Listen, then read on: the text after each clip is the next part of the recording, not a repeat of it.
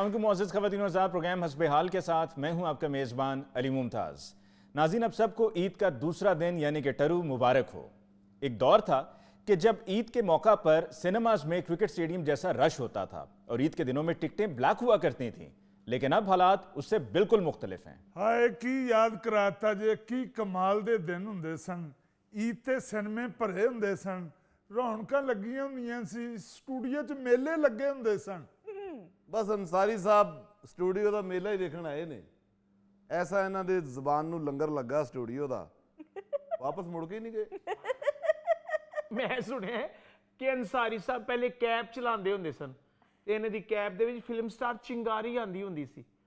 आए ते किराया इन्ना क चढ़ गया फिल्म स्टार चिंगारी ते ओदे कोल बेचारी को दिता ही नहीं गया। फिर चिंगारी ने अंसारी साहब नाल शादी कर ली। बेटे गलत गल ना करो, मेरे बैठे हैं, देखो देखो गल ये है। नहीं फिल्म उन्हें कोई नहीं सी कीती, लेकिन लिखाउंदी फिल्म स्टार चिंगारी सी। आहो ठीक है बेटे, मगर स्टूडियो की तारीख बैठी है तुहाडे कोल और तुसी दस रहे हो अंसारी किवें आया। जी मैनू पता किवें आया अंसारी। ये बात ये पहले दिन जिदन आया लंगड़ा के आया। पूछो मुंह ते बैठा जे वाकया की सी की जी कि मरहूम तारक जवेद बहुत बड़ा फनकार होया, बाद चो अदाकार बन गया और बड़ा बड़ा अदाकार होया जी। बेटे वो पहले फिल्म सास सी। अच्छा वो फैसलाबाद तो फिल्म बनाने वास्ते लाहौर आया स्टूडियो। अच्छा जी मैं खुद देखिया। जी जी जी तुसी ते स्टूडियो ते बूहे तो उठे ही नहीं। अल्लाह तेरी खैर करे बेटे। उत्थे चाह आंदी सी तुहाडे वास्ते, उत्थे सारे लोग तुहानू मिलण आंदे सी। आए हाँ जी, तारक जवेद मरहूम जदों आया स्टूडियो फिल्म बनाने वास्ते, जी जी सिचुएशन फिल्म दी ऐसी सी कि ईद मेले दा सेट लगा है। वाह उथे एक मदारी रिछ नचा रही है। सीन देखो कैसा टिपिकल है बेटे। तुसी तो हुण सीधी सीधी अदाकारी करने वाले लोग हो, तो बड़े टिपिकल सीन हुंदे सन। मैनू बड़ी चंगी तरह याद है, मैं जो नवा नवा आया, कद मेरा उदों छोटा सी, मेरे को बांदर का रोल कराया सा जी एक डायरेक्टर ने। अच्छा इसलिए बैठे बैठे इंजन करते रहते हो। बेटे नहीं, उस लिए प्रॉब्लम ये हुंदी सी कि ये जड़ियां सहूलतां ने जड़ियां अज आराम नाल मिल जांदियां ने, एडी जल्दी मिलदियां नहीं सन। इस गल्लों फिर आर्टिस्ट ही सारे रोल करदे सन। अरे वाह ਜਦੋਂ ਤੁਸੀਂ ਬਾਂਦਰ ਦਾ ਰੋਲ ਕੀਤਾ ਸਰ ਜੀ ਤੇ ਪਟੂਸੀਆਂ ਵੀ ਮਾਰੀਆਂ ਹੋਣੀਆਂ ਫਿਰ। जाहिर है बेटे उदों मेरे को पटूसी वज जाती सी। एडी एडी पटूसी मैं मारी है। अरे वाह हुण पटूसी की मारनी है, हुण ते मेरे को बड़क नहीं वजदी। आए सो बेटा वो जिहड़ा सीन सी तारक जवेद मरहूम दी फिल्म दा, ਉਹ ਈਦ ਮੇਲੇ ਵਾਲਾ। ईद मेले वाला, ਉਹਦੇ ਚ ਰਿਛ ਨਚਾ ਰਿਹਾ ਇੱਕ ਮਦਾਰੀ ਤੇ ਉਸ ਇਲਾਕੇ ਦੀ ਉਸ ਪਿੰਡ ਦੀ ਕਹਿ ਲੋ ਇੱਕ ਕੁੜੀ ਜਿਹੜੀ ਹੈ ਰਿਛ ਦਾ ਤਮਾਸ਼ਾ ਦੇਖ ਰਹੀ ਏ। ਉਹ ਰਿਛ ਨੂੰ ਵੇਖ ਰਹੀ ਹੈ, ਰਿਛ ਉਹਨੂੰ ਦੇਖ ਰਿਹਾ ਹੈ। ਰਿਛ ਉਹਦੇ ਤੇ ਆਸ਼ਿਕ ਹੋ ਗਿਆ। आए व्हाट अ सब्जेक्ट। ਹੁਣ ਤਾਰਕ ਜਵੇਦ ਮਰਹੂਮ ਜਿਹੜਾ ਸੀ ਉਹ ਬੜੇ ਚਾਅ ਨਾਲ ਫਿਲਮ ਬਣਾ ਰਿਹਾ ਸੀ। ਉਹਨੇ ਕਿਹਾ ਬਈ ਰਿਛ ਹੋਣਾ ਚਾਹੀਦਾ ਹੈ। ਉਹ ਜਿਹੜਾ ਡਾਇਰੈਕਟਰ ਸੀ ਉਸ ਵੇਲੇ ਨਲਾਇਕ ਆਦਮੀ ਸੀ। ਉਹਨੇ ਕਿਹਾ ਕਿ ਯਾਰ ਅਸਲੀ ਰਿਛ ਨਾ ਲਿਆਓ, ਕਿਧਰੇ ਹੀਰੋਇਨ ਨੂੰ ਕੋ ਖਰੂਣਾ ਸ਼ਰੂਣਾ ਨਾ ਮਾਰ ਦੇਵੇ। ਤਾਰਕ ਜਵੇਦ ਨੇ ਕਿਹਾ ਨਹੀਂ ਭਾਈ ਨਹੀਂ, ਅਸਲੀ ਰਿਛ ਆਏਗਾ। ਉਹ ਡਾਇਰੈਕਟਰ ਨੇ ਕਿਹਾ ਕਿ ਗੱਲ ਸੁਣੋ, ਅਸੀਂ ਕਾਸਟਿਊਮ ਬਣਵਾਇਆ ਹੈ ਰਿਛ ਦਾ, ਉਹ ਕਾਸਟਿਊਮ ਪਾ ਕੇ ਕੋਈ ਆਰਟਿਸਟ ਰਿਛ ਦਾ ਰੋਲ ਕਰ ਲੇਗਾ। ਤਾਰਕ ਜਵੇਦ ਨੂੰ ਜਦੋਂ ਵਾਕਈ ਮਰਹੂਮ ਨੂੰ ਰਿਛ ਨਹੀਂ ਲੱਭਾ तो ਉਹਨੇ ਕਿਹਾ ਫਿਰ ਆਰਟਿਸਟ को ऐसा होना चाहिए है ਜਿਹੜਾ ਰਿਛ ਲੱਗੇ जी ਉਹ ਫਿਰ ਫੈਸਲਾਬਾਦੋਂ ਅੰਸਾਰੀ ਨੂੰ ਲੈ ਕੇ ਆਏ। ਅੰਸਾਰੀ ਨੂੰ ਰਿਛ ਦਾ ਕਾਸਟਿਊਮ ਪਵਾ ਕੇ ਉਹਨਾਂ ਨੇ ਰਿਛ ਦਾ ਪਾਠ ਕਰਾਇਆ, ਜਿਹੜਾ ਕਿ ਹੀਰੋਇਨ ਦਾ ਆਸ਼ਿਕ ਹੋ ਗਿਆ। ਬਸ ਫਿਰ ਅੰਸਾਰੀ ਉਹਦੇ ਇਸ਼ਕ 'ਚ ਐਸਾ ਖੁੱਭਿਆ ਕਿ ਸਾਰੀ ਜ਼ਿੰਦਗੀ ਉਸ ਹੀਰੋਇਨ ਦੇ ਮਗਰ ਮਗਰ ਹੀ ਰਿਹਾ। ਬਸ ਸਾਨੂੰ ਤਾਰੀਖ ਹੀ ਸੁਣਾਈ ਜਾਣਾ, ਕੰਮ ਵੱਲ ਧਿਆਨ ਨਾ ਕਰਨਾ। ਕੀ ਕਹਤਾ ਜੀ ਅੰਸਾਰੀ ਸਾਹਿਬ, ਹੀਰਾ ਸਾਹਿਬ ਨੂੰ ਕੰਮ ਦੇ ਤਾਨੇ ਦੇਣ ਦੇ ਹੋ। ਉਹ ਕੰਮ ਕਰ ਕਰਕੇ ਤੇ ਅੱਜ ਉਹ ਵਿਹਲੇ ਬੈਠੇ ਨੇ। ਹੀਰਾ ਸਾਹਿਬ ਦੀ ਜ਼ਿੰਦਗੀ ਤੇ ਉਹ ਹੋਈ ਏ ਕਿ ਹੀਰਾ ਸਾਹਿਬ ਦੀ ਜ਼ਿੰਦਗੀ ਦੇ ਬਾਰੇ ਤੁਸੀਂ ਕਹਿ ਸਕਦੇ ਹੋ ਕਿ ਕਾਮ ਕਾਮ ਕਾਮ ਔਰ ਨਾਕਾਮ। चीते बेटे मेरा ख्याल है आखिरी हरफ तुसी गलत कह गए हो। बेटा जी काम तो इन्ना कीता जी, मैं तुहानू की दसां, मैं ते हर काम कर लैंदा सा। आए सेट भी आप लाया तो रंगया भी आप ही। अंडो को ऐसा डायरेक्टर, सारे काम आप कीते ने। वाह जी वाह। फटाफट मैं स्टूडियो ते फ्लोर ते उत्ते झाड़ू ही फेर छड़दा अरे वाह, और कैमरे ते खलो के एक्शन भी कह दईदा सी। क्या बात है। ਇਹ ਦੇਖੋ ਤੁਸੀਂ ਬੇਟੇ, ਗੱਲ ਇਹ ਵੇ ਕਿ ਅੰਸਾਰੀ ਮੈਨੂੰ ਅੱਜ ਕੰਮ ਦੇ ਤਾਨੇ ਦੇ ਰਿਹਾ ਏ। ਇਹ ਮੈਂ ਇਹ ਗੱਲਾਂ ਇੱਥੇ ਬਹਿ ਕੇ ਕੋਈ ਸ਼ੌਕ ਨਾਲ ਨਹੀਂ ਕਰਦਾ, ਇਹ ਵਰਨਾ ਜਿੱਡਾ ਇਹ ਮਨਹੂਸ ਏ, ਇਹਦੀਆਂ ਗੱਲਾਂ ਸੁਣ ਸੁਣ ਕੇ ਤੇ ਅਸੀਂ ਸੋਚ ਸੋਚ ਕੇ ਹੀ ਪਾਗਲ ਹੋ ਜਾਈਏ।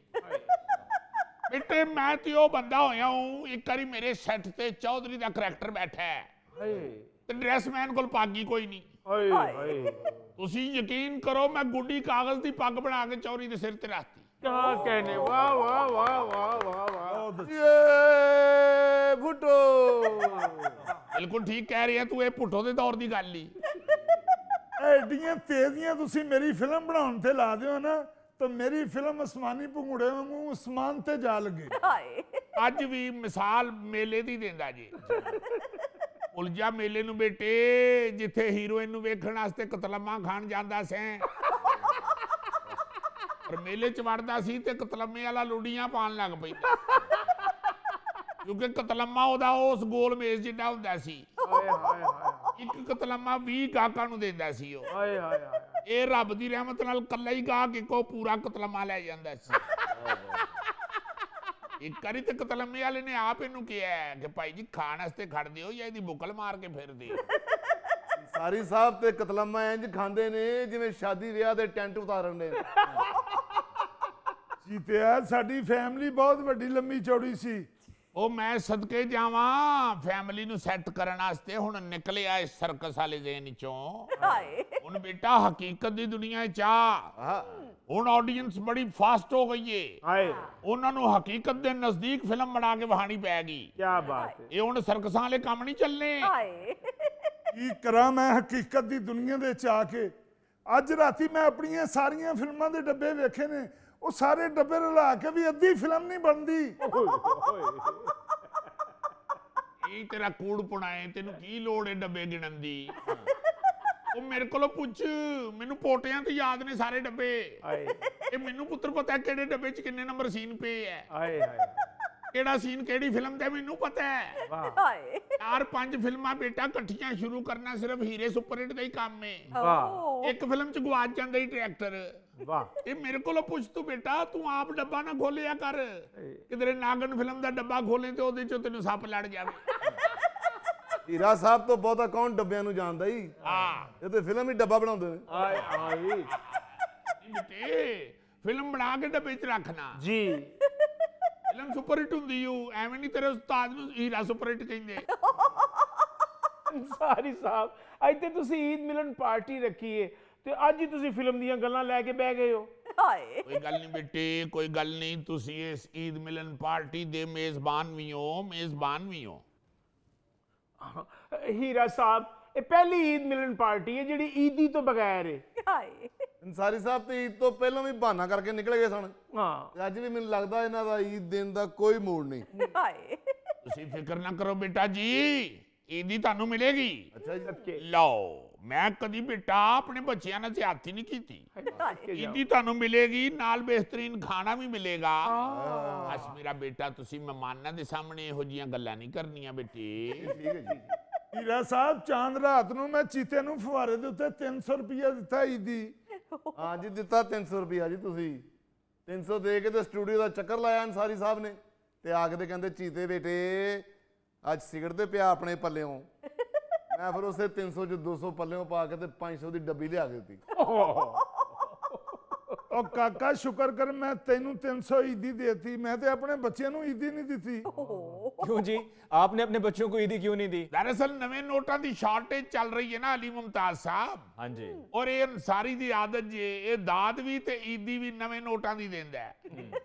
ਦਾਦ ਇਹ ਨਵੇਂ ਨੋਟਾਂ ਨੂੰ ਪੱਖੇ 'ਚ ਮਾਰ ਕੇ ਦਿੰਦਾ ਜੀ, ਔਰ ਈਦੀ ਦੇਣ ਵਾਸਤੇ ਨੋਟਾਂ ਨੂੰ ਰੰਗ ਦੀ ਬਾਜ਼ੀ ਵਾਂਗੂ ਖਿਲਾਰ ਕੇ ਤੇ ਪੇਸ਼ ਕਰਦਾ ਹੈ। ਉਹ ਕੋਈ ਖੁਦਾ ਦਾ ਖੌਫ ਖਾਓ ਹੀਰਾ ਸਾਹਿਬ, ਮੈਂ ਹੁਣ ਸਾਰੇ ਕੰਮ ਛੱਡ ਦਿੱਤੇ ਨੇ। ਅੰਸਾਰੀ ਸਾਹਿਬ, ਤੁਸੀਂ ਮਾਫੀਨਾਮਾ ਰਿਕਾਰਡ ਵੀ ਕਰਾਓ ਨਾ, ਕਿਸੇ ਨੇ ਨਹੀਂ ਮੰਨਣਾ। अंसारी साहब, ਇਹਦਾ ਮਤਲਬ ਅਸੀਂ ਈਦੀ ਵੱਲੋਂ ਨਾ ਹੀ ਸਮਝੀਏ। ਹਾਏ ਅੰਸਾਰੀ ਬੇਟੇ ਕੱਢ ਬਟੂਆ ਤੇ 5 ਨਵੇਂ ਕੜਕ ਦੇ ਨੋਟ ਚੀਤੇ ਨੂੰ ਫੜਾ ਤੇ 5 ਨਵੇਂ ਕੜਕ ਦੇ ਨੋਟ ਮਾਸਟਰ ਮਿੱਠੂ ਨੂੰ ਫੜਾ ਤੇ ਮੇਰੇ ਦਾ ਸੈਡਲ ਕਰ ਛੱਡ, ਮੈਂ ਜਾਂਦੀ ਯਾਰੀ ਲੈ ਜਾਵਾਂਗਾ। ਹੀਰਾ ਸਾਹਿਬ ਯਕੀਨ ਕਰੋ ਮੇਰੇ ਕੋ ਫਰੈਸ਼ ਕੈਸ਼ ਕੀ ਮੇਰੇ ਕੋ ਤਾਂ ਪਾਟਾ ਨੋਟ ਨਹੀਂ ਹੈਗਾ। ਕਾਸ਼ ਐਸੀ ਤੇ ਮੇਰੀ ਫਿਲਮ ਲੱਗ ਜਾਂਦੀ, ਪਰ ਐਡੀ ਕਿਸਮਤ ਮੇਰੀ ਕਿੱਥੋਂ। ਮੈਨੂੰ ਤੇ ਹਰ ਹੀ ਤੇ ਹੀ ਕਹਿੰਦੇ ਯਾਰ ਐਸੀ ਤੇ ਤੇਰੀ ਫਿਲਮ ਲੱਗ ਰਹੀ ਹੈ, ਐਸੀ ਤੇ ਫਿਲਮ ਲੱਗ ਰਹੀ ਹੈ, ਐਸੀ ਤੇ ਫਿਲਮ ਲੱਗ ਰਹੀ ਹੈ। ਲਓ ਜੀ ਅੰਸਾਰੀ ਸਾਹਿਬ ਨੂੰ ਦੌਰਾ ਪੈ ਗਿਆ ਜੀ। क्या हो गया अंसारी साहब को? ਅਲੀ ਸਾਹਿਬ ਜਦੋਂ ਵੀ ਇਹਨਾਂ ਦੇ ਸਾਹਮਣੇ ਕਿਸੇ ਦੀ ਫਿਲਮ ਰਿਲੀਜ਼ ਹੋਵੇ ਤੇ ਇਹਨਾਂ ਨੂੰ ਇਸੇ ਤਰ੍ਹਾਂ ਹੀ ਦੌਰਾ ਪੈਂਦਾ ਹੈ। यार क्या फजूल बात कर रहे हो? अगर वो फिल्म रिलीज ना होने की वजह से परेशान हो रहे हैं, दुखी हो रहे हैं, तो ये नेचुरल रिएक्शन है, इसमें दौरा पड़ने वाली क्या बात है? ਹਾਂ ਅਲੀ ਸਾਹਿਬ ਗੱਲ ਸੁਣੋ, ਤੁਹਾਡਾ ਕੀ ਖਿਆਲ ਹੈ ਮੇਰੀ ਜਾਨ ਕਿ ਫਿਲਮ ਨਾ ਰਿਲੀਜ਼ ਹੋਣ ਦਾ ਦੁੱਖ ਸਿਰਫ ਅੰਸਾਰੀ ਨੂੰ ਹੈ, ਸਾਨੂੰ ਨਹੀਂ?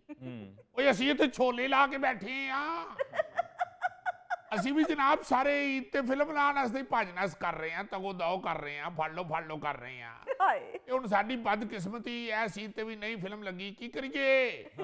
ਅਲੀ ਸਾਹਿਬ ਯਕੀਨ ਮੰਨੋ ਪਿਛਲੀਆਂ 6 ਈਦਾਂ ਮੈਂ ਘਰ ਨਹੀਂ ਜੇ ਗਿਆ, ਇੱਥੇ ਗੁਜ਼ਾਰੀਆਂ ਨੇ ਮੈਂ। अस्सलाम अलैकुम। ਉਹ ਮੈਂ ਸਦਕੇ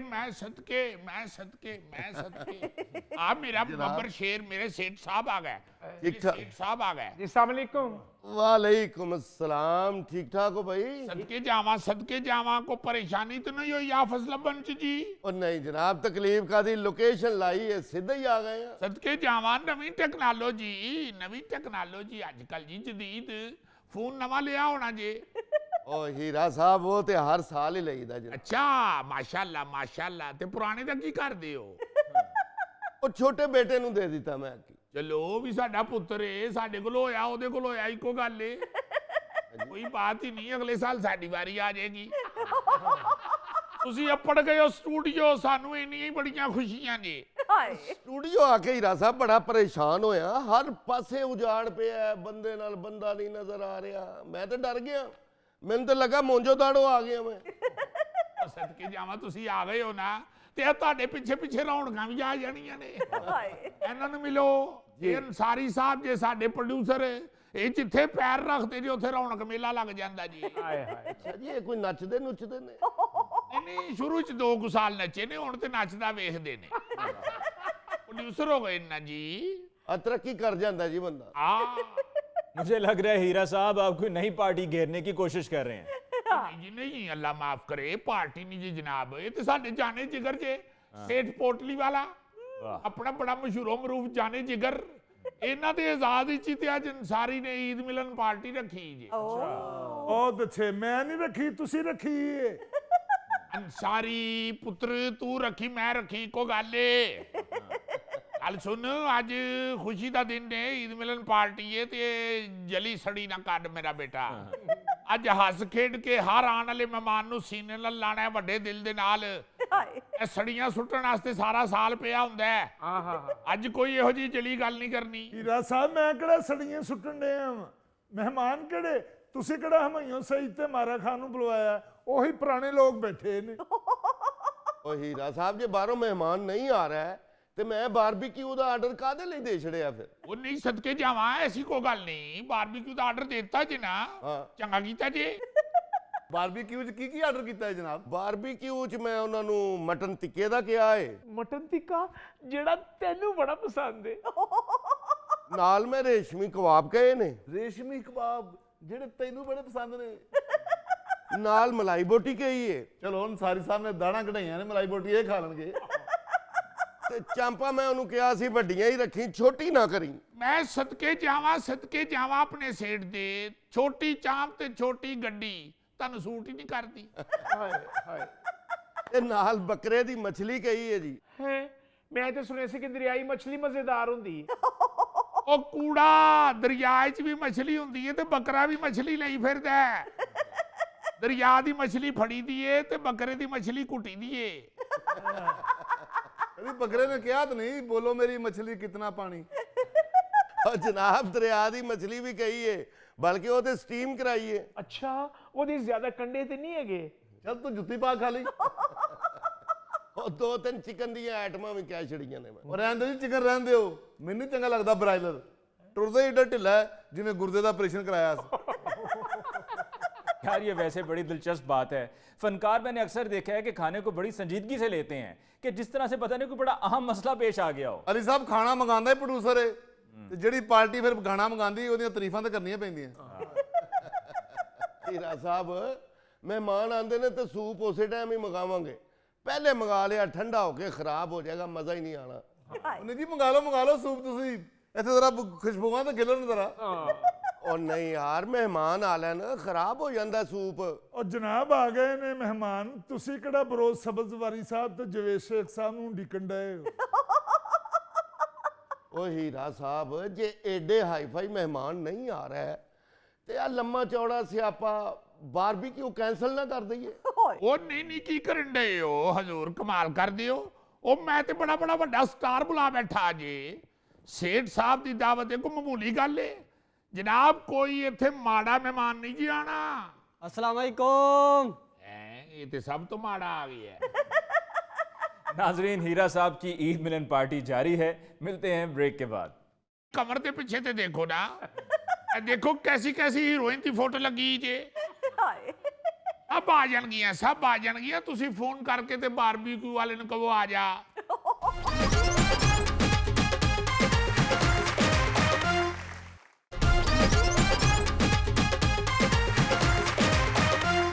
अब को ईद मुबारक जनाब। खैर मुबारक जनाब, खैर मुबारक बेटा जी।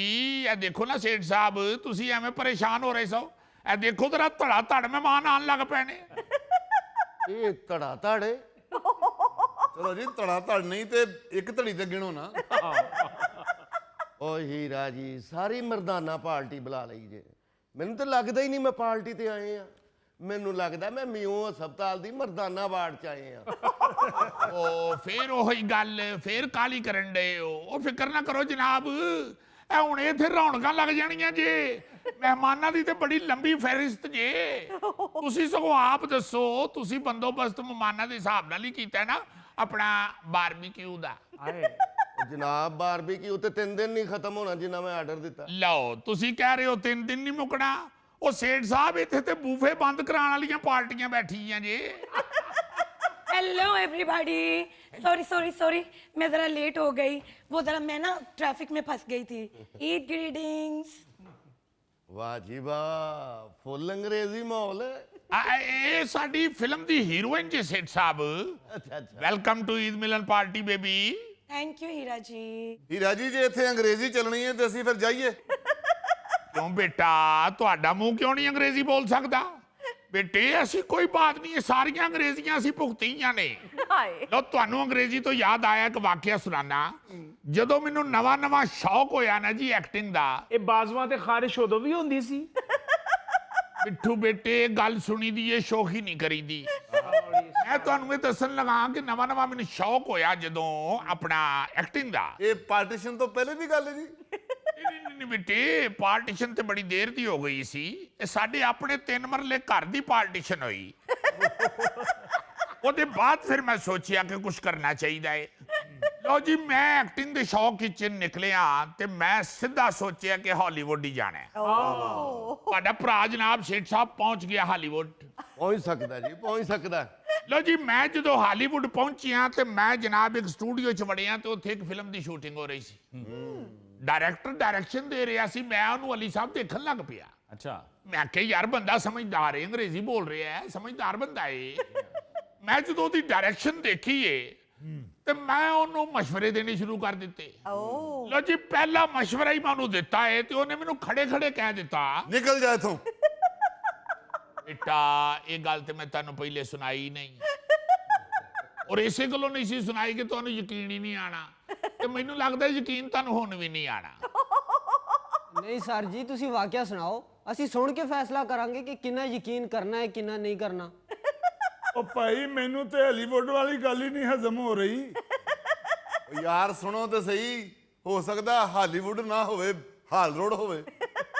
हीरा जी आप सुनाएं, मुझे यकीन है कि आप जो कहते हैं बिल्कुल सच कहते हैं। थैंक यू गुड़िया, बहुत शुक्रिया। कामयाब होने ਦੀਆਂ ਇਹੋ ਹੀ ਨਿਸ਼ਾਨੀਆਂ ਜੀ। ਅੱਛਾ ਜੀ, ਮੈਂ ਆਪਣਾ ਪਹੁੰਚਿਆ ਕਿੱਥੇ ਸਾਂ? ਤੁਸੀਂ ਆਪਣੇ ਹਿਸਾਬ ਨਾਲ ਹਾਲੀਵੁੱਡ ਪਹੁੰਚੇ ਸੋ ਤੇ ਉਹਨਾਂ ਦੇ ਹਿਸਾਬ ਨਾਲ ਹਾਰ ਰੋਡ ਤੇ। ओहो, आप हॉलीवुड स्टूडियो पहुंचे थे हीरा साहब। ਹਾਲੀਵੁੱਡ ਲਓ ਜਨਾਬ, ਹਾਲੀਵੁੱਡ ਜਦੋਂ ਮੈਂ ਪਹੁੰਚਿਆ ਸਟੂਡੀਓ ਦੇ ਅੰਦਰ ਸ਼ੂਟਿੰਗ ਦੇ ਦਰਮਿਆਨ, ਤੇ ਡਾਇਰੈਕਟਰ ਜਿਹੜਾ ਹੈ ਉਹਦਾ ਮੈਂ ਡਾਇਰੈਕਸ਼ਨ ਜਦੋਂ ਦੇਖੀਏ ਤੇ ਮੈਂ ਉਹਨੂੰ ਜਦੋਂ ਪਹਿਲਾਂ ਹੀ ਮਸ਼ਵਰਾ ਦਿੱਤਾ ਤੇ ਉਹਨੇ ਖੜੇ ਖੜੇ ਹੀ ਅਲੀ ਸਾਹਿਬ ਮੈਨੂੰ ਆਪਣਾ ਅਸਿਸਟੈਂਟ ਬਣਨ ਦੀ ਆਫਰ ਕਰ ਦਿੱਤੀ। ਲਓ ਜੀ, ਅਸਿਸਟੈਂਟ ਹੋ ਗਿਆ ਮੈਂ ਉਹਦਾ ਜਦੋਂ, ਤੇ ਮੈਂ ਉਹਨੂੰ ਪਹਿਲੀ ਗੱਲ ਹੀ ਇਹ ਕੀਤੀ, ਮੈਂ ਕਿਹਾ ਦੇਖ ਕੈਮਰੌਨ ਬੇਟੇ, ਲਓ ਉਹ ਤੁਸੀਂ ਉਹਦੇ ਅਸਿਸਟੈਂਟ ਬਣੇ ਤੇ ਤੁਸੀਂ ਉਹਨੂੰ ਬੇਟਾ ਕਹਿੰਦੇ। ਓਹੋ ਬੇਟੇ, ਤੇ ਤੁਹਾਨੂੰ ਗੱਲ ਸੁਣਾ ਰਹੀਆਂ ਤੇ ਮੂੰਹੋਂ ਬੇਟਾ ਨਿਕਲ ਗਿਆ, ਉੱਥੇ ਹੋ ਰਿਹਾ ਉਹਨੂੰ ਮੈਂ ਡੈਡੀ ਕਿਹਾ ਹੋਵੇ। ਦੇਖੋ ਡਾਇਰੈਕਟਰ ਜਿਹੜਾ ਹੁੰਦਾ ਉਹ ਫਿਲਮ ਦਾ ਬਾਪ ਹੁੰਦਾ। ਲਓ ਜੀ, ਮੈਂ ਉਹਨੂੰ ਕਿਹਾ ਕਿ ਕੈਮਰੌਨ ਸਾਹਿਬ ਗੱਲ ਇਹ ਵੇ ਕਿ ਇਹ ਜਿਹੜਾ ਤੁਹਾਡਾ ਫਿਲਮ ਦਾ ਆਈਡੀਆ ਹੈ ਨਾ, ਇਹਨੂੰ ਜੇ ਤੁਸੀਂ ਬਣਾਓਗੇ ਹਵਾਈ ਜਹਾਜ਼ ਵਿੱਚ ਤੇ ਫਿਲਮ ਨਹੀਂ ਜੇ ਚੱਲਣੀ। ਇਸ ਪੂਰੇ ਪ੍ਰੋਜੈਕਟ ਨੂੰ ਪਾਣੀ 'ਚ ਲੈ ਜਾਵੋ। ਲਓ ਜੀ, ਅੱਜ ਪਤਾ ਲੱਗਾ ਜੇ ਕਿ ਟਾਈਟੈਨਿਕ ਡੁੱਬਿਆ ਕਿਉਂ ਸੀ। ਓ ਹੀਰਾ ਜੀ, ਇਹ ਈਦ ਮਿਲਨ ਪਾਰਟੀ ਵੀ ਤਾਂ ਨਹੀਂ ਕਿਧਰੇ ਟਾਈਟੈਨਿਕ ਸਾਬਤ ਹੋਣੀ। ਪੱਕੀ ਗੱਲ ਹੈ ਨਾ, ਹਾਨੀਆਂ ਮਰਾ ਰਹੀ ਹੈ ਨਾ। ਲਓ ਜੀ, ਜੇ ਹਾਨੀਆਂ ਆ ਰਹੀ ਹੈ ਤੇ ਮੈਂ ਅਗਲੀ ਫਿਲਮ ਤੋਂ ਵੀ ਪੈਸੇ ਲਾਉਣ ਲਈ ਤਿਆਰ ਹਾਂ। ਅੰਸਾਰੀ ਬੇਟਾ, ਸਿਆਣੇ ਸਿਰਫ ਇਹ ਨਹੀਂ ਕਹਿ ਗਏ ਕਿ ਹਾਨ ਨੂੰ ਹਾਨ ਪਿਆਰਾ ਹੁੰਦਾ ਹੈ, ਉਹ ਇਹ ਵੀ ਕਹਿ ਗਏ ਨੇ ਕਿ ਹਾਨੀਆਂ ਨੂੰ ਹਾਨ ਪਿਆਰਾ ਹੁੰਦਾ ਹੈ। ਬੇਟੇ ਤੇਰੇ ਮਿਜ਼ਾਜ ਦੇ ਮੁਤਾਬਿਕ ਸਿਰਫ ਤੈਨੂੰ ਖੁਰਾਕ ਸੂਟ ਕਰਦੀ ਹੈ। ਇਹੋ ਜੀ ਗੱਲ ਕਰਕੇ ਕਿਧਰੇ ਕਿਸੇ ਕੋਲੋਂ ਛਿੱਤਰ ਨਾ ਖਾ ਲਵੀਂ। ਚਲੋ ਜੀ, ਬੰਦਾ ਇੱਕ ਅੱਧੀ ਸੈਲਫੀ ਲੈ ਲੈਂਦਾ ਹੈ। अंसारी साहब, सेल्फी आप मेरे साथ ले लेना। लो ले लो सेल्फी है ना। सेल्फी देख के तो इंज ही लगेगा जैसे पहाड़ के पास बकरी घास चल रही है। जी राजी, ਤੁਹਾਡੀ ਆਰਟਿਸਟ ਬਹੁਤ ਅੱਛੀ ਤਬੀਅਤ ਦੀ ਲੱਗੀ ਹੈ, ਇਹਦੇ ਨਾਲ ਸੈਲਫੀ ਜ਼ਰੂਰ ਲਵਾਂਗੇ। ਉਹ ਜਨਾਬ, ਅਸਲ ਤੁਸੀਂ ਵੇਖਣ ਹੀ ਸਿਰਫ ਉਹਨੂੰ ਡਏ ਹੋ, ਬਾਕੀਆਂ ਤੇ ਤੁਹਾਡੀ ਨਜ਼ਰ ਹੀ ਨਹੀਂ ਪੈ ਰਹੀ। ਉਹ ਨਹੀਂ, ਕਿਉਂ ਨਹੀਂ ਜਨਾਬ, ਆਂਦੇ ਹੀ ਤੁਹਾਡੇ ਤੇ ਨਜ਼ਰ ਪਈ ਹੈ। ਮੈਂ ਤੇ ਉਸੇ ਵੇਲੇ ਸੋਚਣ ਲੱਗ ਪਿਆ ਕਿ ਹੀਰਾ ਸਾਹਿਬ ਨੇ ਸਾਊਥ अफ्रीका ਦੇ फनकार भी बुलाए ने।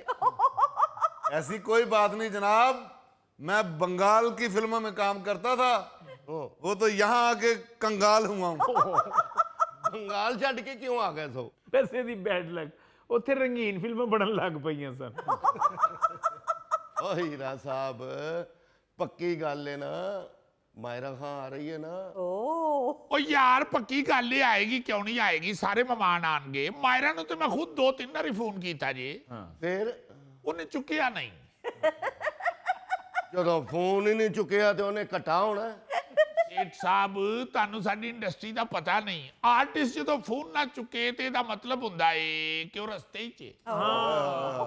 वैसे बाय द वे हीरा साहब, ये बताइए कि आपकी माहिरा खान से लास्ट टाइम बात कब हुई थी? ਉਹ ਜਨਾਬ, ਲਾਸਟ ਟਾਈਮ ਤੇ ਉਦੋਂ ਗੱਲ ਹੁੰਦੀ ਹੈ ਨਾ ਜਦੋਂ ਫਸਟ ਟਾਈਮ ਹੋ ਜਾਵੇ।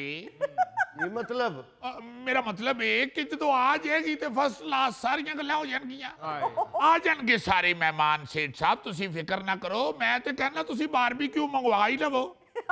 ਓਹੋ, ਬਾਰਬੀਕਿਊ ਦੀ ਕਾਹਦੀ ਫਿਕਰ ਹੈ ਜਨਾਬ, ਪਹਿਲੇ ਮਹਿਮਾਨ ਤੇ ਆ ਲੈਣ। ਹੋ ਜੀ, ਅਸੀਂ ਵੀ ਮਹਿਮਾਨ ਹੀ ਆ, ਅਸੀਂ ਕੀ ਰਮਜ਼ਾਨ ਚ ਪੀਪਾ ਵਜਾਉਨੇ? ਹੁਣ ਕੀ ਮੈਂ ਸਫੇਦ ਪੇਂਟ ਨਾਲ ਮੂੰਹ ਤੇ ਲਿਖਾ ਲਾਂ ਕਿ ਇਹ ਇੱਕ ਮਹਿਮਾਨ ਹੈ? ਇਹ ਮਹਿਮਾਨ ਹੀ ਨੇ ਸਾਰੇ।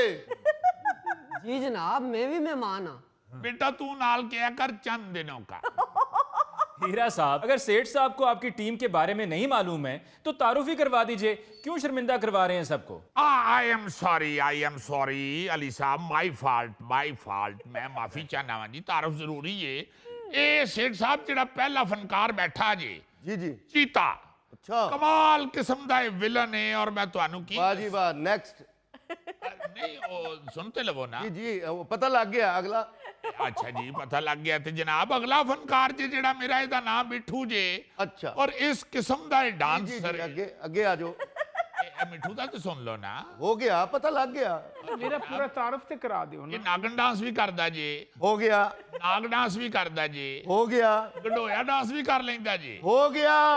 अच्छा जी, ठीक ਇਹ है। ਵੀ ਤਾਂ ਦੱਸੋ ਨਾ ਕਿ ਨਾਗਨ ਡਾਂਸ ਦੇ ਵਿੱਚ ਕੱਛੂ ਕੁਮਾ ਡਾਂਸ ਵੀ ਮਿਕਸ ਕਰਦਾ ਹੈ।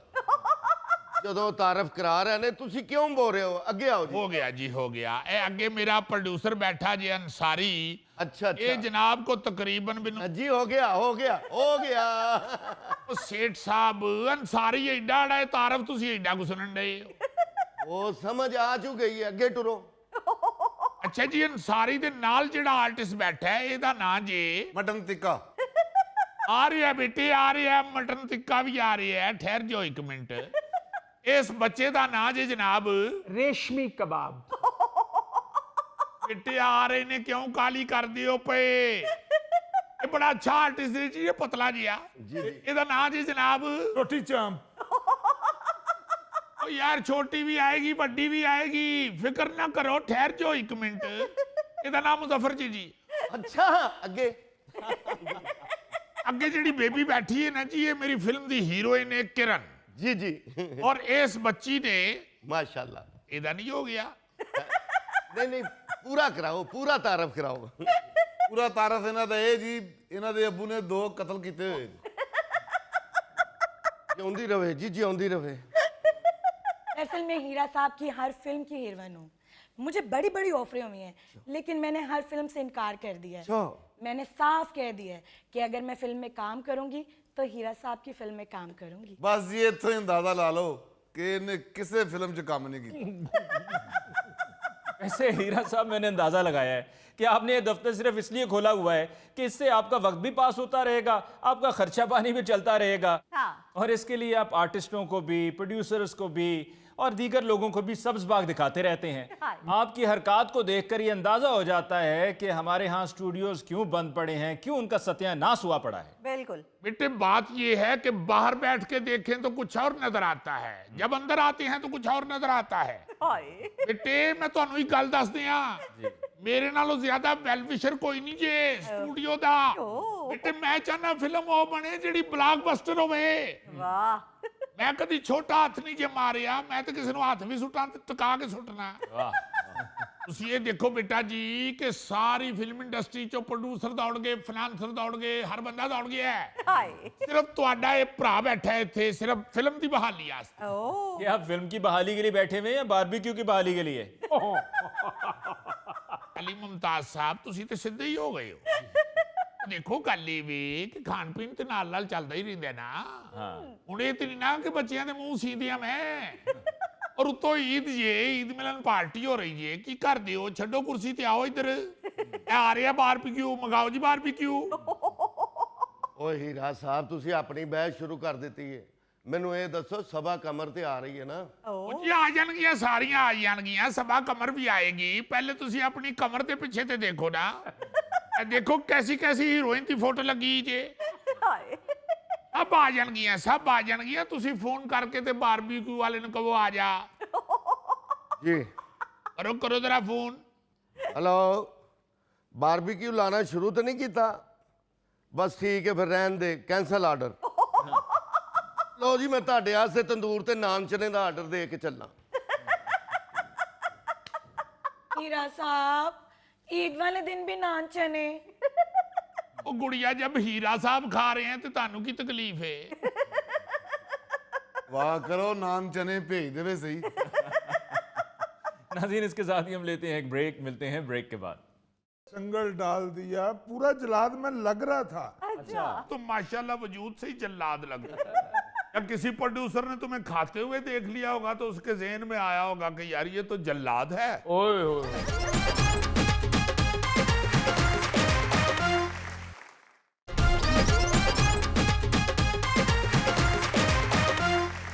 अच्छा जी, ये पहले 2 सेगमेंट्स में आप लोगों ने फिल्म इंडस्ट्री के जो हालात पेश किए हैं, क्या वाकई में इस तरह हुआ है? जी हाँ अली साहब, ये खास तौर पे ईद के शो में किया ही इसलिए है कि ईद के दिन तो ऐसे लगता था कि फिल्मों का मेला लगा हुआ है। जी।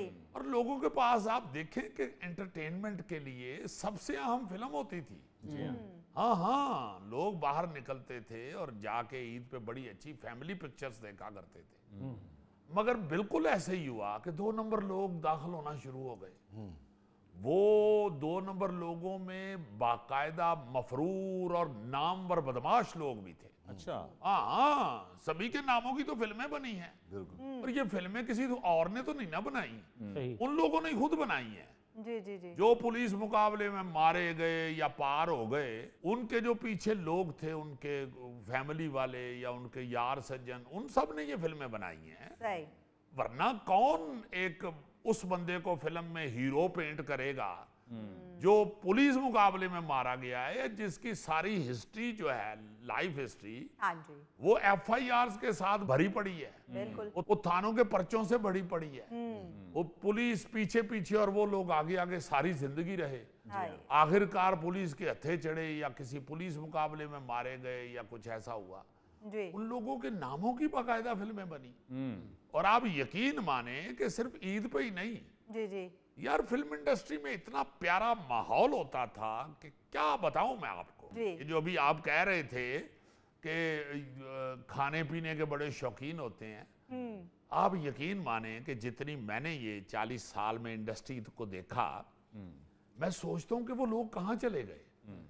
भाई हर सेट के ऊपर बाकायदा खाना पकता था। अच्छा। अच्छा। और वो खाना इतनी अहमियत का हामिल होता था, या उन लोगों को जो क्रू होता था, सारा टीम जो होती थी, जी जी जी। उनको खाना प्रोड्यूसर्स इतने शौक से खिलाते थे कि बाकायदा कुक मशहूर थे।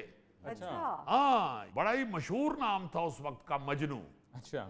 जब मैं भी इंडस्ट्री स्टूडियो में जाना शुरू हुआ ना जी, शौक तो हमें भी था। हाँ जी हाँ जी। तो एक मजनू बाबा था, मजनू उनका नाम था, बुजुर्ग थे।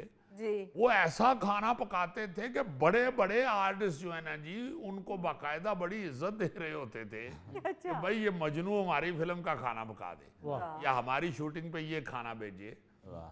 और आप ये सुन के हैरान होंगे, फिल्म इंडस्ट्री के अंदर सेट के ऊपर खाने का ध्यान रखने वाला जो शख्स था ना जी, जो मैंने अपनी आंखों से देखा हुआ है, और लोग भी होंगे, जी जी। वो यूसुफ खान मरहूम थे। अच्छा। अच्छा। हमारी फिल्म इंडस्ट्री का एक बहुत बड़ा नाम हुए हैं, बहुत बड़े फनकार हुए हैं, हीरो भी रहे, और फिर वर्सटैलिटी उनके काम में कमाल की। यूसुफ खान साहब एक ऐसे फनकार थे मरहूम, अल्लाह ताला उनको अजर दे, कि वो बाकायदा चेक किया करते थे। प्रोड्यूसर क्या करते थे कि जो मेन हीरो हीरोइन या बड़े बड़े नामवर आर्टिस्ट हैं ना जी, उनके लिए खाना कुछ और आता था और बड़ा अच्छा आता था। अच्छा। तो जो नीचे जूनियर्स आर्टिस्ट होते थे ना जी, जिनमें टेक्नीशियंस भी और सारे लोग, जी। उनका खाना जो है वो एक आम सा, या आप कह लें कि नान चने आ रहे हैं या दाल पकाई हुई है, इस तरह का उनके साथ कैदियों वाला सलूक किया जाता है। हाय। मगर यूसुफ खान साहब जो है ना जी, वो बाकायदा खाने के वक्त उठ के देखते थे कि जूनियर्स क्या खा रहे हैं। अच्छा। हाँ, और कई दफा ऐसा हुआ, और शुरू में, बाद में तो लोगों को समझ आ गई। ऐसा हुआ कि यूसुफ खान साहब को पता चला है कि हम फनकारों के लिए जो मेन रोल कर रहे हैं, उनके लिए पालक गोश्त आया हुआ है, और साथ तंदूर की बड़ी अच्छी रोटियां आई हुई हैं, और सैलड आया हुआ है, और ये वो। अच्छा। और जो क्रू है उनके लिए दाल पकाई गई है या चने मंगवा लिए गए हैं बाजार से। वो शूटिंग छोड़ के चले गए। अच्छा। हाँ, उन्होंने कहा कि भाई जब सेट पे सबके लिए एक ही खाना आएगा, मैं उस वक्त शूटिंग करूंगा, खुदा हाफिज। वाह। चले जाते। इस तरह के वो शख्स थे। वाह। बाकायदा उन्होंने खाने का ध्यान रखना होता था कि सब जो यहाँ पे मेहनत कर रहे हैं लोग, जी जी। उनको खाना मिल रहा है। फिर बाबरा शरीफ साहिबा, अल्लाह ताला उन्हें जिंदगी दे, बहुत बड़ी फनकारा हुई हैं। हाँ मैं तो जी। कहता हूँ कि हमारे एशिया में, बर्रे सगीर में ख़ास तौर पे, जो ज़ुबान एक तकरीबन समझी जाती है और जी जी जी। समझ में आती है व्यूअर्स के, हाँ जी। इस खित्ते में बाबरा शरीफ नहीं दूसरी को हमने देखी। वाह। क्या बात है, ऐसी वर्सटाइल आर्टिस्ट और इतनी बड़ी फनकारा हुई हैं कि इंडिया के भी बड़े बड़े लोग, जिनमें दिलीप कुमार साहब भी शामिल थे, उनके फैन थे बाकायदा। अच्छा। वाह। ये हमने अपने शो में, जब बाबरा शरीफ साहिबा यहाँ एक ईद शो पे तशरीफ लाई थी, हाँ उनकी जी, मेहरबानी, तो उनको हमने दरख्वास्त की तो वो आ गई। बहुत कम वो जाती हैं अब शोज पे। तो उस वक्त भी हमने जिक्र किया था कि बहुत बहुत बड़े फनकार जो हैं वो उनके फैन थे, उनके बाकायदा मद्दा थे। वो भी ऐसे ही करती थी। वाह। वो भी कहती थी कि भाई अगर खाना हमारे लिए कुछ और आया है तो मैं जाके उनके साथ बैठ के खाऊं, वाह। सही। जूनियर्स फनकारों के साथ, टेक्नीशियंस के साथ। वाह। वो भी इस तरह का ध्यान रखती थी और खुद भी इंतहाई खुश खुराक थी, अच्छा इंतहाई अच्छा खाना खाने वाली थी। वाह अल्लाह ताला उनको जिंदगी दे। आज भी वो अपने खाने का उनका जो मेन्यू है वो कमाल होता जी है। यूसुफ खान साहब भी खाना कमाल खाते थे और वही कमाल खाना दूसरों के लिए भी नीचे तक। क्या बात। बहुत अब लेबर भी वही खाएगी। सही अच्छा, फिर अफजाल अहमद साहब वो भी खाने के बड़े शौकीन थे मरहूम, अल्लाह ताला उनको भी जन्नतुल फिरदौस में जगह अता फरमाए। क्या कमाल आर्टिस्ट हुए हैं, वाह वाह वाह वाह वाह वाह वाह वाह। डायलॉग डिलीवरी और फुटवर्क, ये मैं कई दफा कह चुका हूं कि ऐसा नजर ही नहीं आया कहीं, फिल्मी पर्दे पे नहीं नजर आया। जान डाल देते थे वो डायलॉग्स में। वाह वो भी खाने के बड़े शौकीन थे और बड़े मजे ले लेके। अच्छा, ये उन लोगों का मैं आज जिक्र करना चाह रहा हूं जो सिर्फ खुद खुश खुराक नहीं थे, दूसरों को खिलाते भी थे। सही अफजाल अहमद साहब ने भी ना जी मरहूम ने, अल्लाह ताला उन्हें भी अजर अता फरमाए, आमीन वो जब ये तमासील थिएटर बना रहे थे ना, हाँ जी हाँ जी तो सारी कंस्ट्रक्शन के दौरान वहां रड़े मैदान पे भी और बनती हुई बिल्डिंग में भी जी जी वो मजनू साहब को मरहूम को बुला के ना वहाँ खाना पकवाते थे और हम लोगों को बाकायदा बुलाते थे कि आना भाई आज खाना उधर खाएंगे। ये वाह जी वाह वो 60 70 लोग इकट्ठे हुए हैं और वो खाने खिला रहे हैं। क्या बात। बड़ा मजे का, बड़ा मजे ले लेके उन्होंने ना जी ये दावतें की हुई हैं। अफजाल साहब ने भी, ये एक ऐसे लोग थे। वो दरवेश ऐसे भी हैं जो बड़े नेक सीरत और बड़े प्यारे इंसान हुए हैं। सुल्तान राय साहब मरहूम, अल्लाह ताला उनको जन्नत में जगह दे। वो दरवेश आदमी थे, उनको कोई जो मर्जी खिला देते थे वो चुप करके खा लेते। वो चूंकि वो भी फाइटर्स में से, जूनियर एक्टर्स में से मेहनत करके ऊपर आए हुए थे और फिर जी जी किंग कहलाए फिल्म जी इंडस्ट्री के। बिल्कुल वो दरवेश आदमी थे। वो कोई उनको ये नहीं था कि भाई मुझे को अलहदा खाना या ये वो, बिल्कुल नहीं। ज्यादातर तो जो थी ना जी फिल्मी हीरोइन और हीरोज, जी ये चूंकि अपनी डाइट का बड़ा ख्याल रखते थे, हीरोइन को हीरोइन लगना चाहिए स्क्रीन पे, वो ये एहसास रखती थी, हाँ जी या हीरो भी इसी तरह, तो वो तो डाइट खाने अपने खाते थे, कोई सैलड घर से मंगवा लिया या कुछ भी। मगर जो खाना स्टूडियो के अंदर सेट पे आता था ना जी, जी जी जी वो ये बिल्कुल ऐसे ही था कि बड़े फनकारों के लिए कुछ और आ रहा है जो मेन रोल कर रहे हैं। बड़े छोटे तो कहना ही नहीं चाहिए, सारे हाँ जी जैसे हाँ जी हैं। बिल्कुल तो जो जूनियर्स अब हम उनको कहते हैं, ये एक बड़ी अच्छी बात हो गई है, वरना बड़ा बुरा लफ्ज एक्स्ट्रा इस्तेमाल किया जाता है। जी अब उन्हें जूनियर फनकार कहा जाता है। ये भी जो पढ़ी लिखी पौध आई है आगे, जी ये भी इनकी सोच है। अल्लाह इनका भला करे कि इन्होंने कहा कि भाई ये जूनियर एक्टर्स हैं, तो उनके लिए खाना जो है ना जी उसका ध्यान रखना।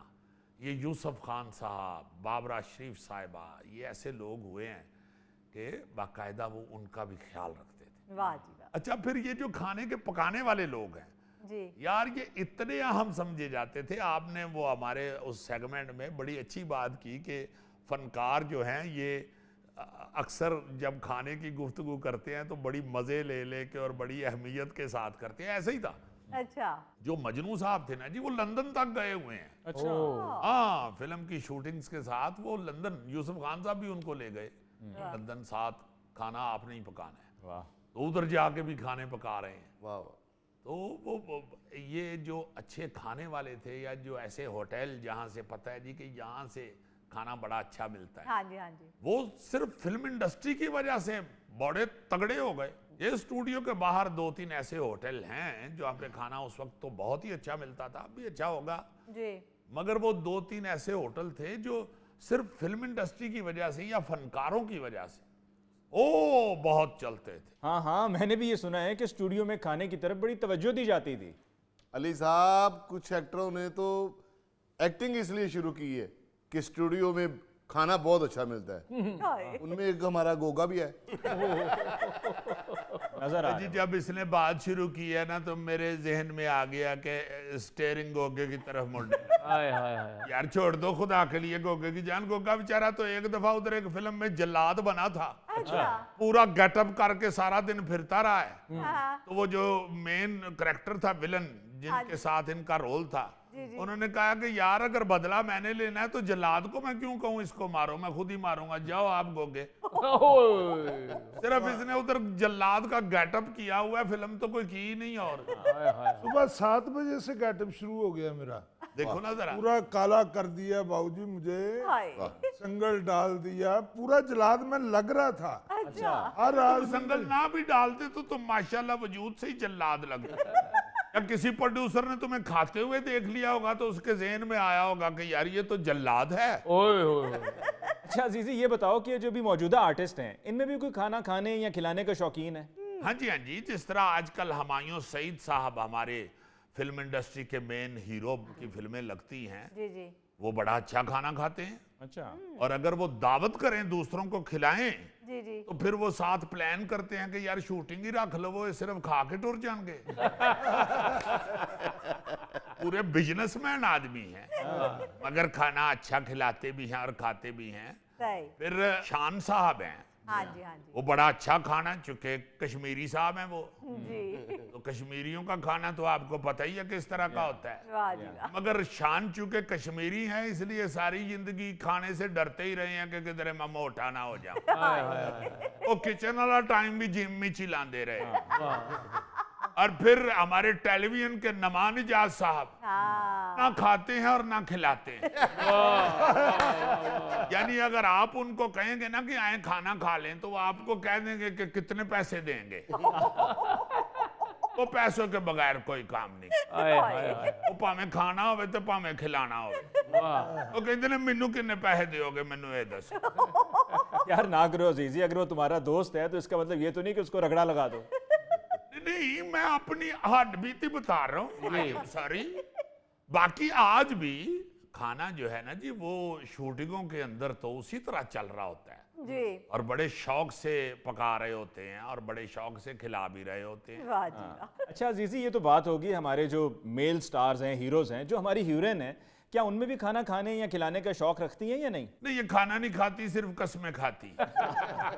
जब खाना आता है ना तो कसम खा लेती हैं कि मैंने नहीं खाना, मुझे कसम लगे मैंने नहीं खाना। क्योंकि आजकल तो बिल्कुल ही हीरो हीरोइंस जो है वो सूखे सड़े हों तो फिर ही स्क्रीन पे अच्छे लगते हैं। आज रिवाज ही ये पड़ गया है। हाँ जी। वरना आप देखो ना, पुराने दौर में हीरो भी सारे पहलवान होते थे, हाँ जी। और हीरोइन भी अल्लाह के फजल से ऐसी ऐसी जवान और तगड़ी होती थी जी कि डांस करते हुए लगता था शायद एक्सरसाइज कर रही हैं। अजीजी, इसलिए टॉपिक भी तो चेंज हो गया ना। अब फिल्म वाले गांव की तरफ जाते ही नहीं, क्योंकि हीरो हीरोइन जो हैं वो कोठे तो मंजिए नहीं ला सकते। लो। नाज़रीन, इसके साथ ही हम लेते हैं एक ब्रेक, मिलते हैं ब्रेक के बाद। टिकट निकालने वाला होता था ना, वो उस ग्रुप में हीरो समझा जाता था। ए काट के ले आएगा ये टिकट, और वो अक्सर वो वाला हीरो मुजफ्फर जैसा होता था।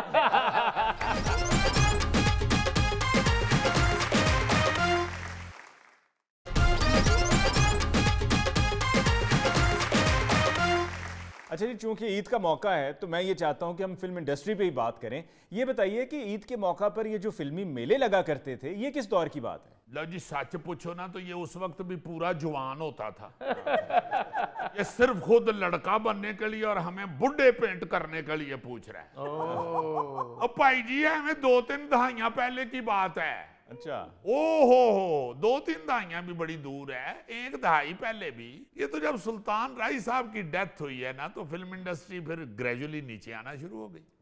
क्योंकि उस फिल्मी मेले में सबसे बड़ी आइटम जो थी ना जी, जिसे लोग पसंद करते थे, जी जी वो सुल्तान राय थी। बेशक। वाह जी वाह अच्छा, अब बहुत से लोग इस पे भी डिस्कस करते हैं कि राय साहब ने जी एक तरह की फिल्म बना के सत्यानाश कर दिया। हाँ जी मैं गवाह हूं, मेरे साथ वो शफकत फरमाते थे। जी जी उनको इतना शौक था ना अपनी वर्सटैलिटी दिखाने का, और ये धोती कुर्ते से निकलने का, और ये बड़ी बड़ी मूंछों से निकलने का इतना जी, जी। शौक था। अच्छा इतने वो परेशान थे कि यार मुझसे कोई और रोल ही नहीं कराते। मैंने उनके डेथ पे ना जी कॉलम लिखा था। अच्छा, उस वक्त मैं लिखता था अखबार में, जी जी तो मैंने ये लिखा था कि ये सुल्तान राही की ताकत और फिल्म इंडस्ट्री की कमजोरी है कि उनसे कोई और दूसरा रोल ही नहीं करवा सकता। हाय हाय। उन्होंने जो एक रोल कर दिया था ना जी, मौला जट, उससे पहले वैशी जट के नाम से वो फिल्म बनी। हाँ जी, हाँ जी। वो इतना ताकतवर रोल कर दिया था कि सारी फिल्म इंडस्ट्री उस रोल से बहुत कमजोर थी। बिल्कुल सही फरमाया। इसलिए किसी के ज़हन में ही नहीं आया, किसी ने जुर्रत ही नहीं की, किसी ने रिस्क ही नहीं लिया, किसी को अपनी कलम पे, अपनी डायरेक्शन पे, अपने कैमरे पे इतना एतमाद ही नहीं था कि हम सुल्तान राही को वैशी जट या मौला जट से निकाल के कुछ करेंगे तो फिल्म अच्छी बना लेंगे। वाह। वैसे तो उनसे पहले भी बेहतरीन फिल्म इंडस्ट्री जा रही थी और बड़ी फैमिली पिक्चर्स बनती थी। जी जी। आप देखें कि पाकिस्तान फिल्म मैगजीन के रिकॉर्ड के मुताबिक पाकिस्तान के कयाम के 79 वर्षों में 4,500 से ज्यादा फिल्में रिलीज हुई हैं। और ये जो उम्मीद की बात कर रहे हैं, आप सुनेंगे तो हैरान हो जाएंगे ये सारा रिकॉर्ड। जी जी। उनमें से 3,000 के करीब फिल्में सिर्फ जुम्मे के दिन रिलीज की गई, जी। अच्छा। जबकि 1,000 के करीब फिल्में दोनों ईदों पर जी जी। और यौम आजादी या इस तरह के जो त्यौहार होते थे या छुट्टी होती थी, हाँ जी, हाँ जी। उन मौकों पर रिलीज हुई हैं। वाह। 1,000 फिल्में, उनमें से 555 फिल्में ईद उल फितर के मौका पर और 436 फिल्में ईद उल ज़ुहा पर नुमाइश के लिए पेश की गई। क़याम पाकिस्तान के सिर्फ 3 दिन बाद पहली ईद उल फितर मनाई गई थी, जी जी। जिस पर कोई पाकिस्तानी फिल्म रिलीज नहीं थी। अच्छा। और अगर मजमूई तौर पर देखें तो एक 1947 में, जी एक 1951 में, एक 52 में, जी जी। 52 हाँ जी। और एक 2020।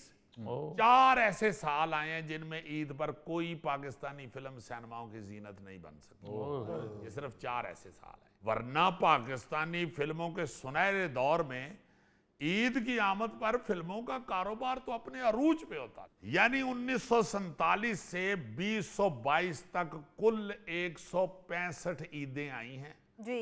और इन ईदों पर 1,000 के करीब फिल्में रिलीज की गई। 1,000 के करीब। वाह। अजीजी, ईद पर तो फिल्म का मेला ऐसा लगता था कि सुल्तान राही साहब की ईद पे 3 फिल्में लगी, तीनों ही सुपरहिट।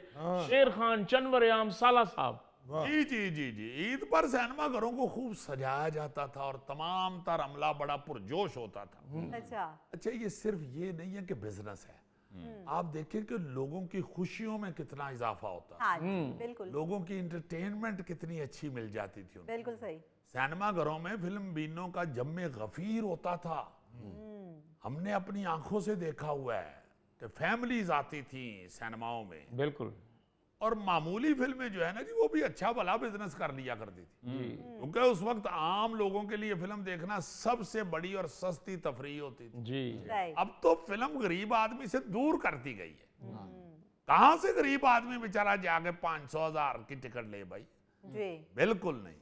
उस वक्त तो 2 रुपए, 3 रुपए, 5 रुपए भी टिकट होती थी। और एक अवामी से सिनेमे होते थे। अब तो ये जो जदीद सिनेमे आ गए हैं, उनको अपनी तरफ से ज्यादा पैसे लगा के अब पागल हो गए हैं सिनेमे वाले। हाँ जी। वो कहते जी ये इन्ने पैसे लाए ने तो क्यों टिकट सस्ती कर दी। अब भाई को खुदा का नाम लो, ये जो फिल्म है ये सिर्फ बिजनेस ना समझो। बिजनेस या पैसा तो जिस काम में भी आएगा उसका बेड़ा गर्क हो जाएगा। और खास तौर पर आर्ट जो है ना जी, आर्ट, जी जी जी। यहां पे तो जब पैसा शामिल होगा सत्यानाश हो जाएगा। थिएटर का बेड़ा गर्क कैसे हुआ है? पैसा पैसा पैसा पैसा पैसा पैसा, प्रोड्यूसर भी एक्टर भी पागल हो गए, पैसा पैसा पैसा। वरना तो ईद पर तो यार दूर दराज देहातों से भी शायकीन बड़ी तादाद में करीब के जो शहर होते थे उनके सिनेमा घरों का रुख करते थे जी। अच्छा। और साल भर में एक आध बार सैलमा जो होता है ना, सैलमा उदो कहते थे, सैलमा नहीं थे कहते, जी जी। सैलमा देखकर मौज मेला लोग कर लेते थे। आए हाय हाय।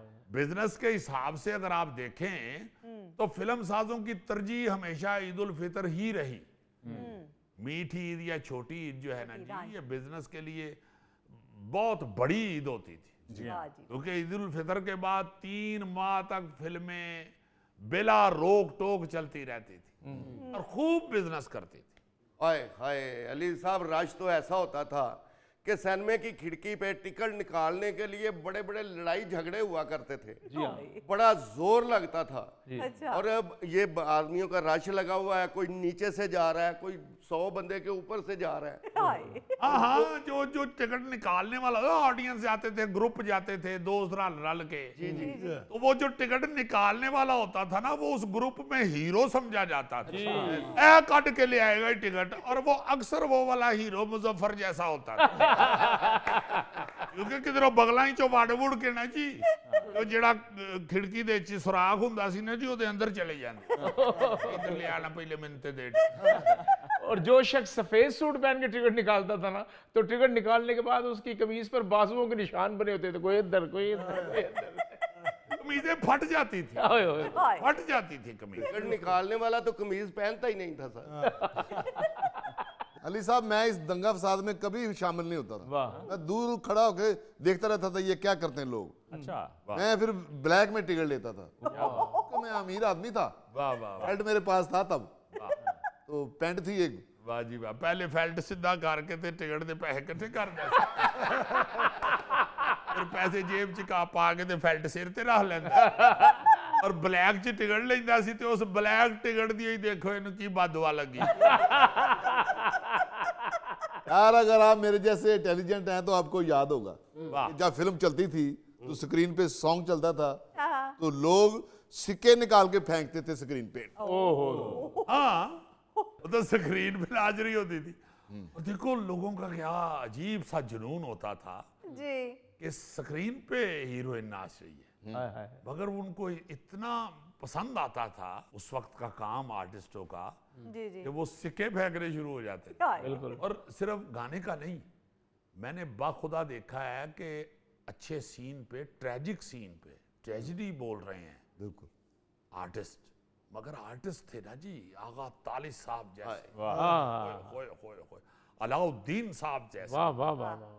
तो बाकायदा इस तरह के रोने धोने वाले सीनों पे बाकायदा पूरे हाउस की क्लैप होती थी, जी हाँ। वाह जी। और लोग वाह वाह कर उठते थे, बाकायदा आवाज से वाह वाह कर रहे होते थे। क्या बात। और मजबूती भी इतनी होती थी ना जी, फिल्म मेकिंग में इतनी मजबूती होती थी हाँ जी। कि बाकायदा बंधी हुई स्टोरी चल रही होती थी, और बाखुदा ऐसा ऐसा डायलॉग होता था कि एक एक डायलॉग जो होता था ना जी ऐसे सीनों का, वो बाकायदा नसीहत के तौर पे ले जाते थे लोग। जी हाँ। अच्छा, बल्कि फिल्म का गाना भी कहानी को लेके चल रहा होता था।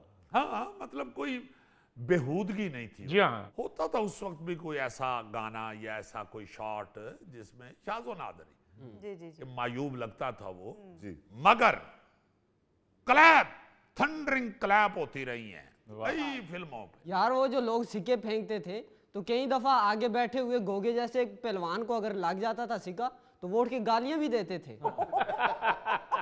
जी ने लाजमन किसी को गालां खादी, क्योंकि इस बेचारे दा थ्रो अगली लाइन तक ही जांदा होना। यार तू थ्रो दी गल करने, कई बारी इन्हें सिक्का सुटिया तो सिक्का उत्थे ही रह गया, आप अगे डिग पे। नाज़रीन, इसके साथ ही आज के प्रोग्राम हस्बे हाल का वक्त खत्म हुआ। चाहते हैं अपने मेज़बान अली मुमताज़ को दीजिए इजाज़त। अल्लाह ने के बाद।